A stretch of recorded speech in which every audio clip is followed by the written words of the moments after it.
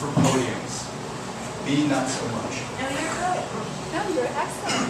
You're good. No, I'm on my toes. Oh, You are. Okay. Now, Carol really sort of understated how dreadfully boring No. that job was. I remember once, she had to admit it was funny, although it was probably like the most hurtful thing that anyone's ever said. But she finished some enormous story with a chart that went on interminably. And I said, Carol, you put the list in journalist. I love it. Okay. We're going to move on to the second of the canzones, and I'm going to read from the Stones Jones Canzones. Hello. Get comfortable. There we go. And your name is? Elizabeth. I can't hear you. Elizabeth, she said. Elizabeth. Hi, Elizabeth. And she's a writer, and Sarah Jane. Excellent. It's an intimate crowd, so we're introducing ourselves as we come in. Here comes Sarah. Oh, wait, there's Brooke. Brooke. Hi, Brooke. Hi, see if you're hungry. Brooke hangs out. Brooke's here all the time. All right. Enough of the blabber. We're going to move on to, as I said, there's 5 canzones in this book. I'm skipping over Canzone 2, which covers the Rolling Stones Rock and Roll Circus, which was a BBC special they put together using a circus motif to put on a concert that included The Who, Taj Mahal, Yoko Ono. The Stones were so upstaged by The Who that they wisely never let it run, but the truth will out, as the Stones will roll, and you can get it on Netflix, and I recommend that you do. Moving on to one on Sympathy for the Devil. Now, most people who have ears have heard Sympathy for the Devil, the very famous Rolling Stones song.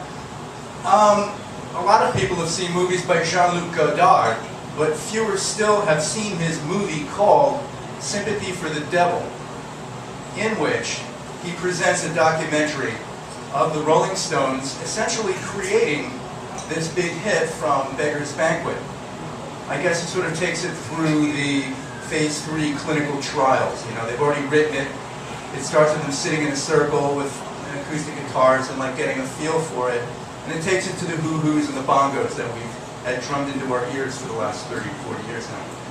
You know, one of the interesting things is that it was done in 1968, the great Annus Horribilis, if I'm saying that correctly. Yeah. And during the sessions, Robert Kennedy was assassinated, causing them to have to pluralize the word Kennedy in the original lyrics.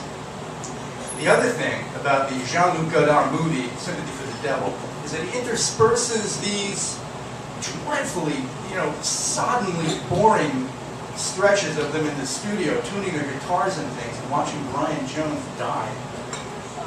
With those scenes, by the way, are also fascinating if you're a Stones fan.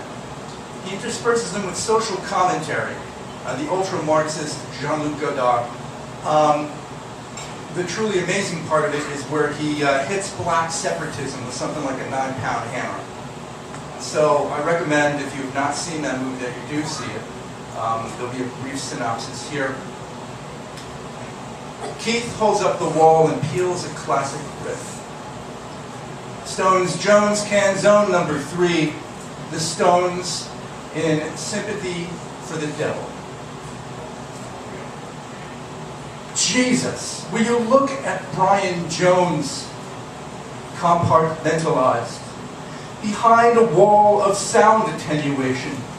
Brian Jones, whose many Joneses share an adjunct Jones, the baggage of charisma, waste of talent fame, a waste of cash and time, a Jones by any other name, etc., Jones to end all Joneses.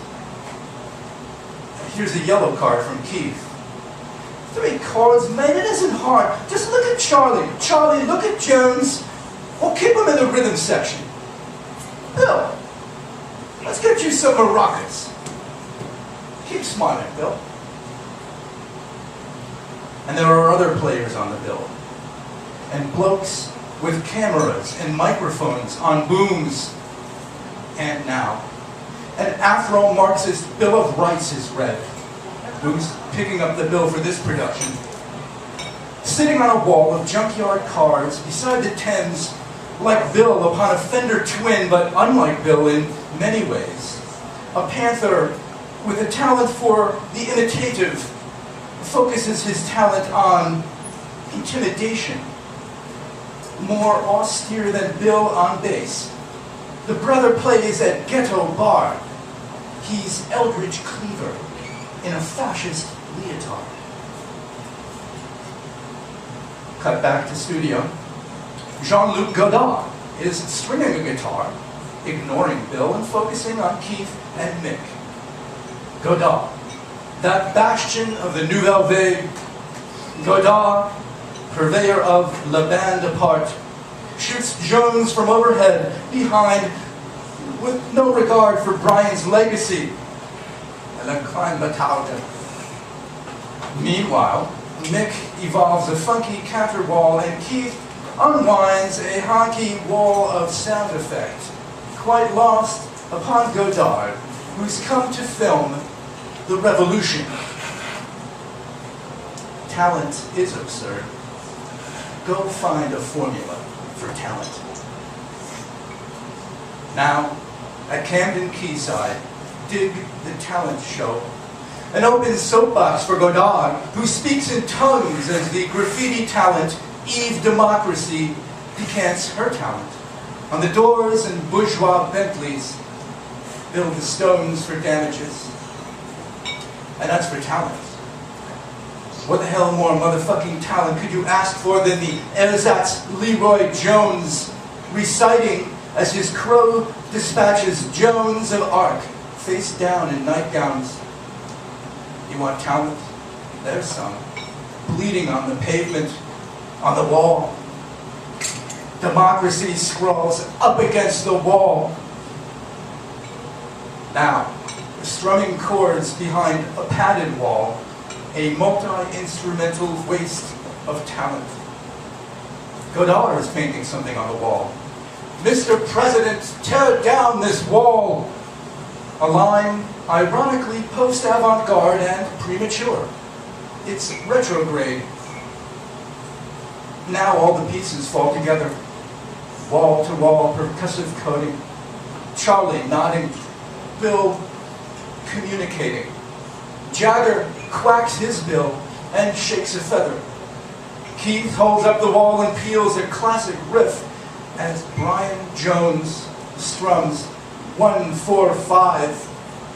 The dying Jones, a perfect foil to Dylan's Monsieur Jones, Jean-Luc Godard, who's run into a wall of turgid ideologies, a talent, some would say. He turns another card. Another Kennedy is added to the bill.